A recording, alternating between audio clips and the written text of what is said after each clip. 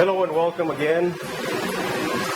I have here a 98 4R100. The complaint for this transmission was not coming out of first gear, had only first gear.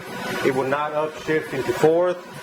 By disconnecting the solenoid pack, what we create is a fail-safe mode or limp-in home mode. And when you disconnect the transmission connector, it should fail-safe into fourth gear. So this transmission should have been capable of taking off in fourth gear once the solenoid pack was disconnected. So we're going to go ahead and tear this down. This somebody else worked on it, and they opened it up twice, and they cannot figure out what's going on with it. So we're going to open it up right now and see what we can find, and just trace back to whatever the way they built it, and see where the problem lies at. Okay. So the first thing I'm going to do is take the input speed sensor and the output speed sensor, remove them from the case and the extension housing.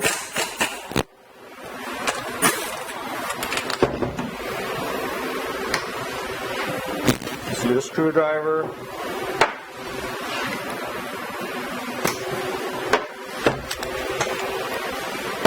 Now I'm going to remove the extension housing.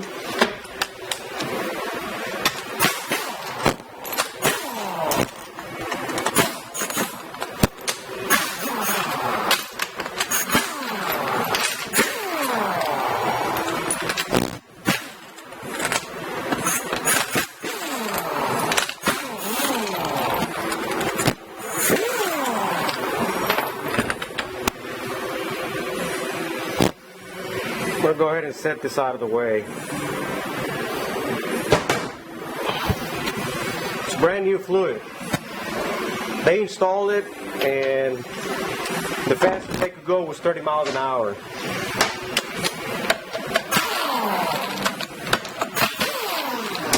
Now they pulled the transmission out and brought it to me before we even got a chance to check it out. I mean, it could be something electrical, but in this case, I don't think so, because once we disconnected the solenoid pack assembly, it did not fail safe into fourth gear. So I'm assuming there's something else going on the inside of this unit. Okay, now I'm going to remove all of my pump bolts.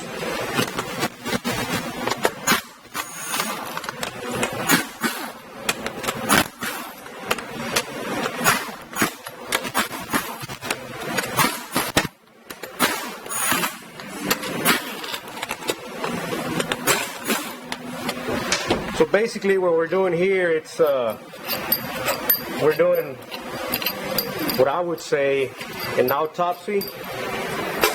We're going to try to find the root of the problem, what happened to it exactly. It's a fairly large unit. 98 7.3 diesel Ford F-250. I'm sorry, it's an F-350 diesel, 7.3, 98.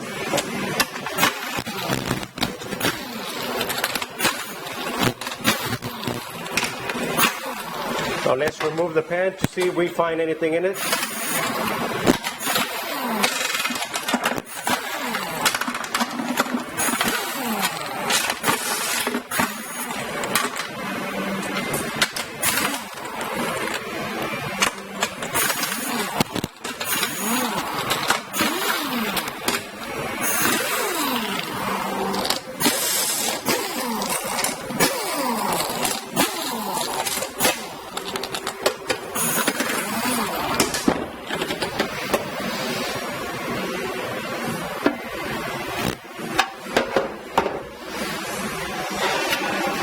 It's super clean.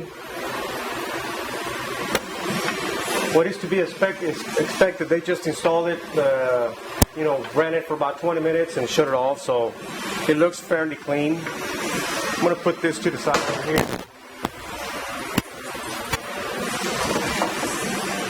Another thing I see right here is a brand new solenoid pack assembly.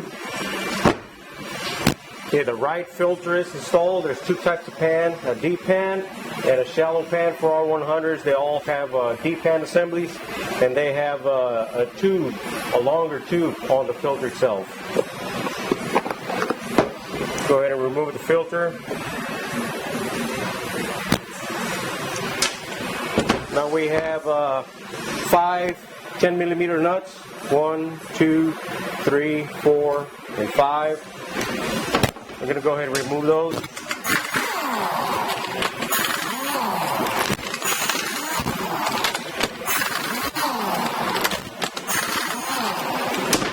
We're going to take it slowly here because we want to capture what went wrong with this unit.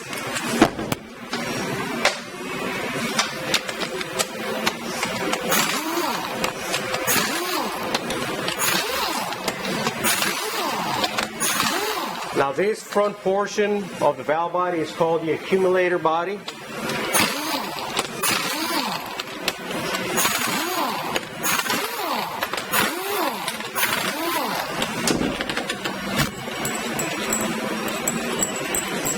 Remove all the bolts.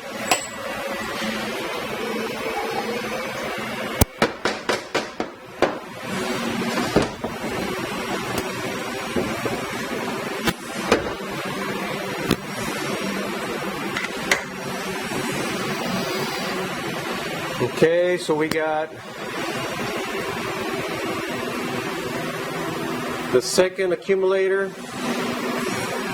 third accumulator, and the fourth accumulator. And here a little screwdriver.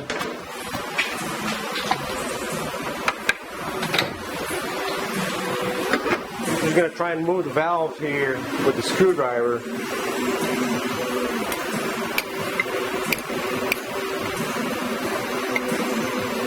Okay. Now the 1-2 accumulator valve here, it has a lot of resistance to it. What I'm assuming here is that they probably changed the spring in this valve. It's very heavy. You can feel the spring a little bit heavier than the rest of them.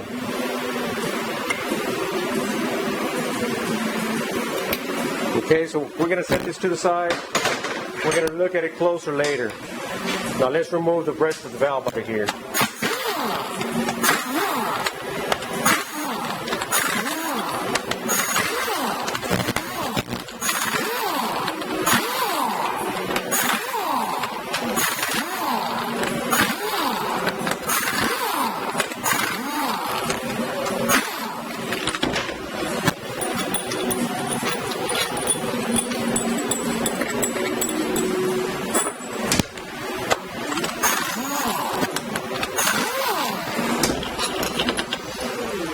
These two little bolts are shorter than the rest of them.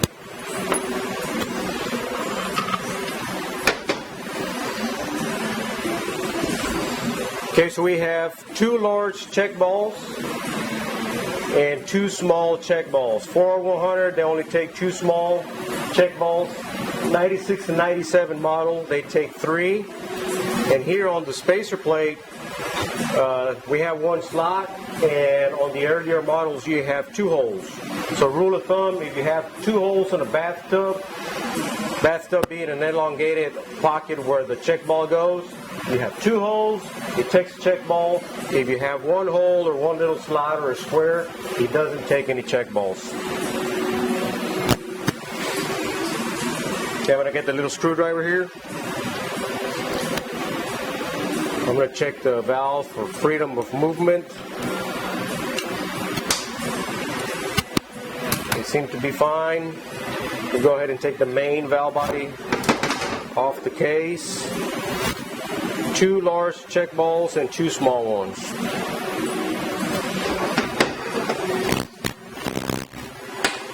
Now here we have,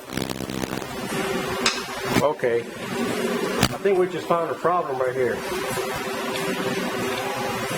Yep. Yes, sir. I'm going to see how I can do this here.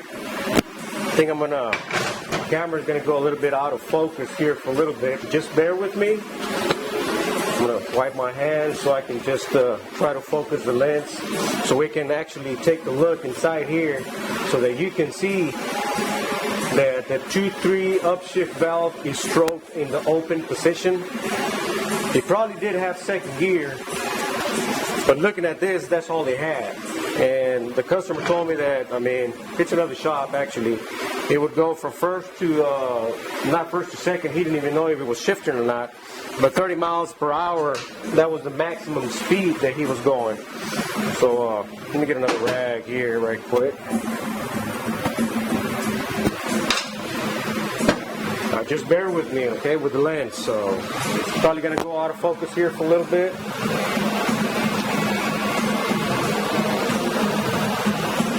Okay.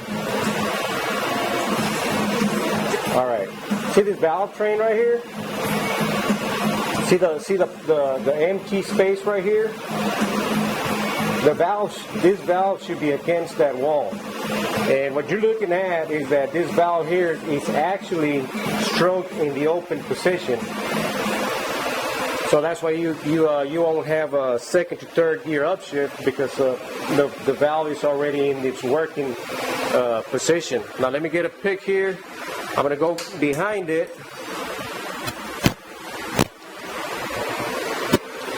And let's see if we can push this valve up. There we go. Did you see that? Now you see that the valve, it's in the closed position.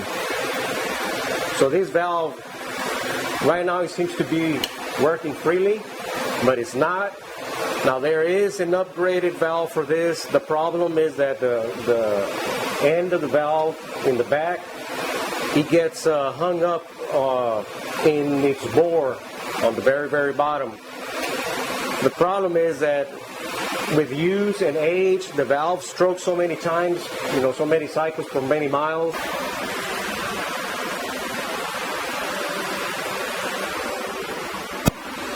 Okay, sorry about that. But the good thing is that we found one problem. I'm going to go ahead and refocus this closer to the transmission.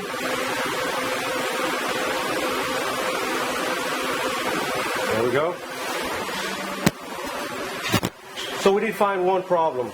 The 2-3 upshift valve was stuck in the stroke position, or in the open or upshift position. And what that does, it will not allow it to shift into third gear. More than likely, probably, there's a possibility that this unit was upshifting into second. But, I mean, they were not feeling it. That's one issue there. We have found one issue. Another reason for that is that the corner bolt, if you don't torque your valve body, if you over tighten this bolt here, this is where the valve goes, right next to the solenoid pack. If you over tighten this bolt here, you will kind of compress and make the end of the bore kind of egg-shaped. And when the valve strokes to the bottom, where it bottoms out, if it's kind of egg-shaped, it's going to hold the valve open. The new valve has a little step in the very rear, and it has like a little recess. So what that does, it doesn't allow it to go all the way to the bottom. And it's made out of steel, and it's a better valve and it performs better. It's an updated valve. Transgo makes that, so you'll know. Let's go ahead and continue disassembling this unit. Now we're going to go a little quicker, and I say that because I believe that we already found the culprit for the no upshift condition. Electronic is brand new. It's a solenoid pack. I'm not going to worry about testing this.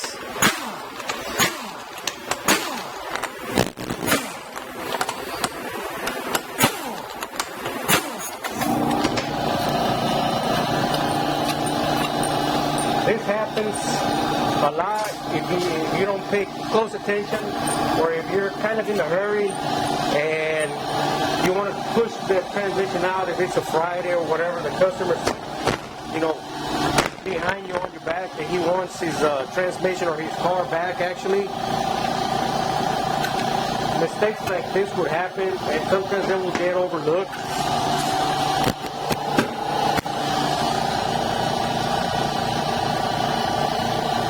remove the spacer plate.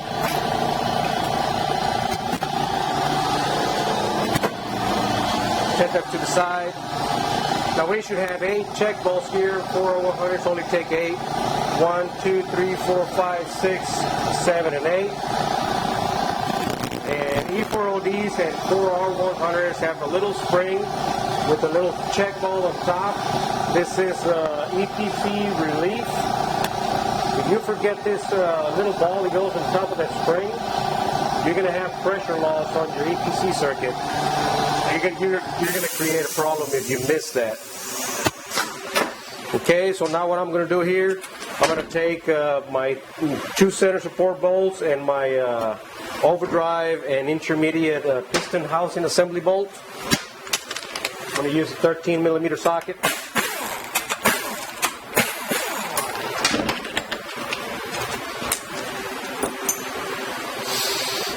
Okay. I'm going to drain a little bit of excess of fluid out of it. See, all the check balls here just fell on the bench. 2, 3, 4, 5, 6, 7, and 8 check balls. 8 check balls. 4R100. E4OD 96, 97, 8 check balls. E4OD 89 to 95, late 89 to 95. Takes 9 check balls.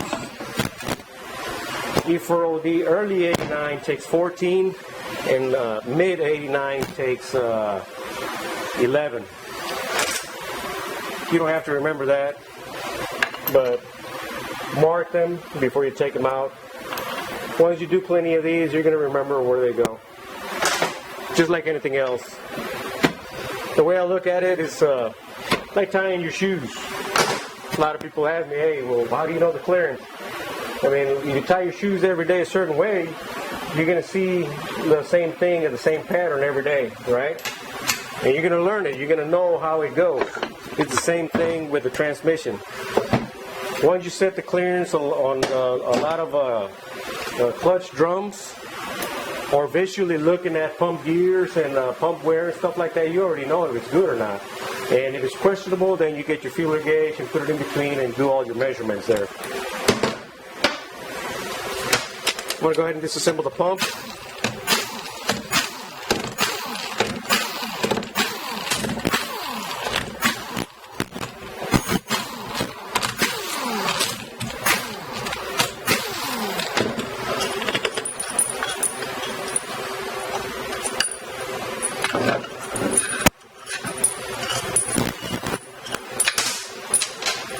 4R100 takes 12 bolts, E4OD's 11 on the pump itself. It's in very good shape. Just remember that this is recently being rebuilt. I can see a new pump bushing, new front seal, brand new sealing rings, new pump gasket. Like I said, they only drove this thing for about 30 minutes. I guess they were trying to make it upshift. They weren't successful. And that was the second attempt. They had pulled it out once already. Okay, these are the coast clutch frictions, new. Like I said, we're going to go pretty quick here because I don't think we're going to find anything inside the barrel of the case.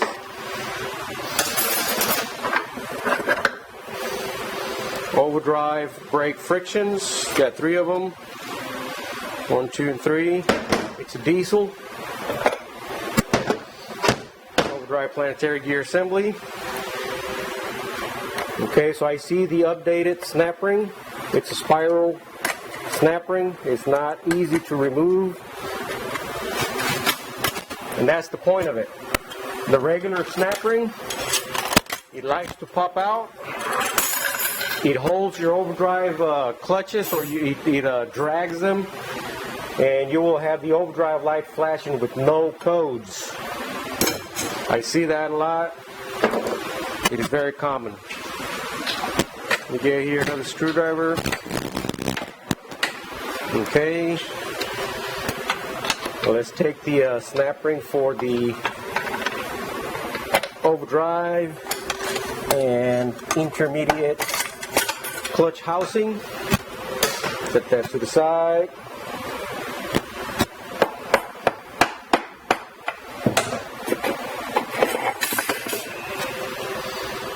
Set it to the side.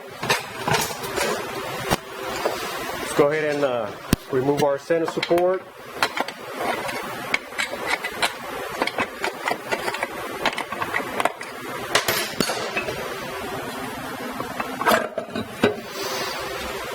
Okay, the ball bearing inside the center support is good. It's not ring cut where the forward drum goes. I see new sealing rings. They're black and they have a yellow marking on it.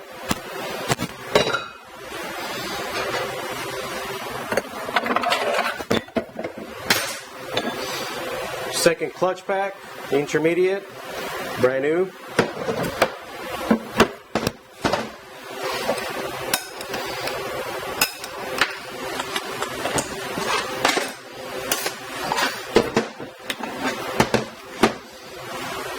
Third gear and reverse, high-end reverse. It's a 5 clutch pack drum. Remember, it's a 4R100. It's a 7.3 diesel. Gasoline takes 4 clutches in that drum. Intermediate band.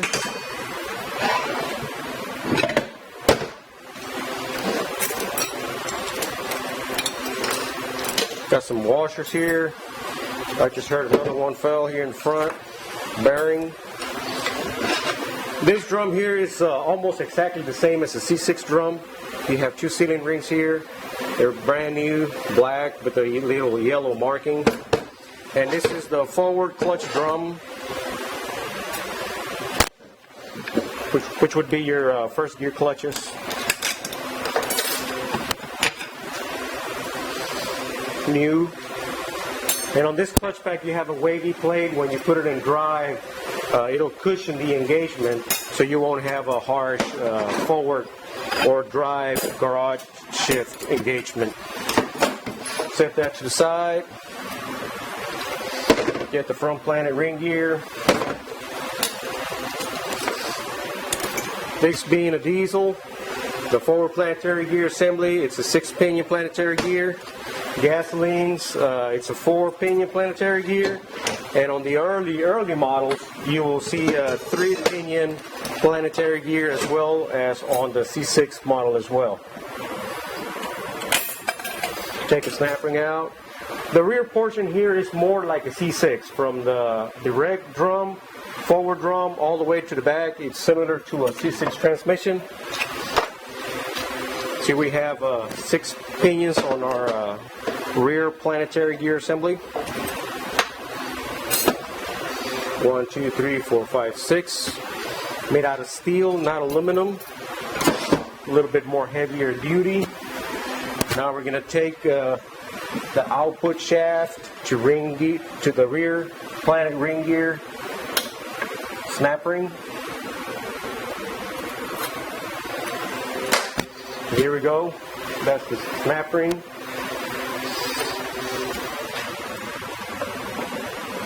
I'm going to remove the ring gear here. Sometimes you're going to kind of have a get in there and dig in there. Get the parts out.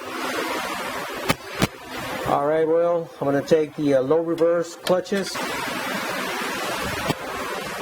Okay, so I just removed the snap ring for my low reverse clutch pack.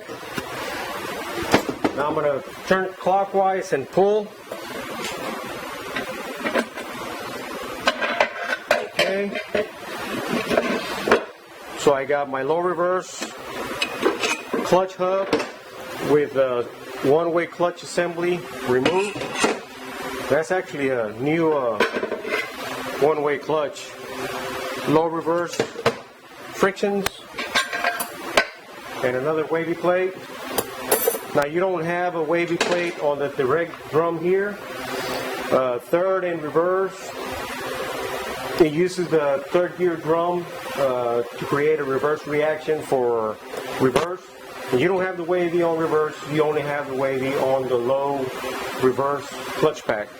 So whenever you put the transmission in manual first, the low reverse clutch pack applies, and it helps the one-way roller clutch hold better. So you're clamping this here instead of just relying on the low roller assembly. You use the low reverse clutch like when you're pulling a trailer and it's very heavy and you want to take off, and instead of just destroying this, you can put it in manual low and then start up shifting it. So these apply in manual low, that's why they're called low reverse clutch assembly. It applies in low, it applies in reverse. And this is the reverse and third. So there we have it. All we got left is just output shaft assembly. Everything else looks good. All of our clutches look good. It was assembled properly inside the barrel of the case. Unfortunately, the 2-3 UpShift valve was stuck in the open position. And in my experience, when that happens, you have 1, 2, or first and second gear only, and you have no third and fourth gear at all. I mean, you can rev it up, you can red line it, and it will not upshift into third gear, no matter what you do.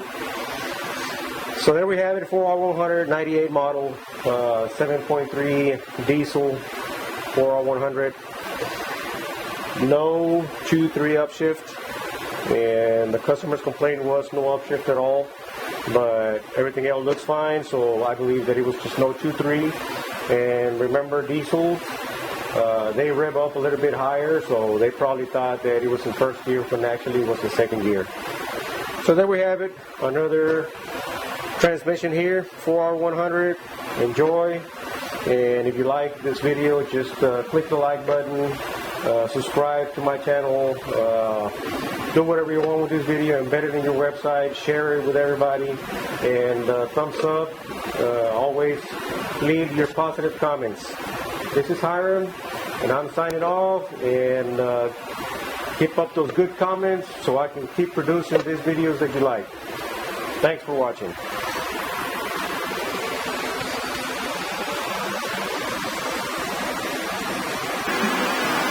Okay, here's another close-up of the valve. Now here you can see a little better. Okay, just went out of focus there a little bit. There you have it. That's the way it should look like.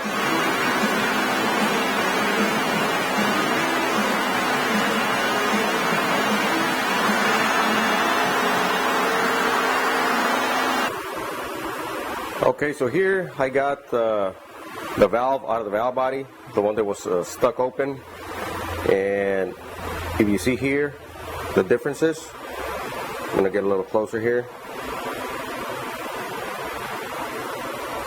The step is real small on this one, and this is the updated valve, and the step is a little larger.